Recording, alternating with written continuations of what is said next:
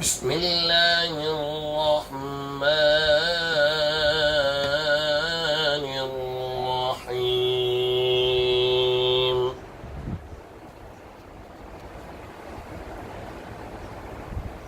ألم تر كيف فعل ربك بأصحاب الفيل؟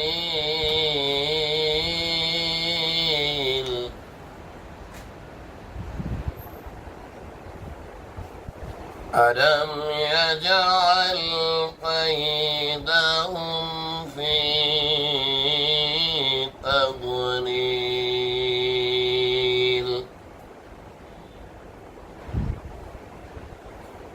وأرسل عليهم طيرا أبابيل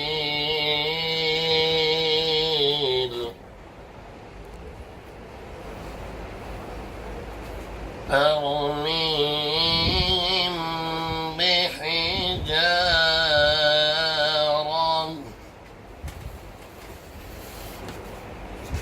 بحجارة من سجيل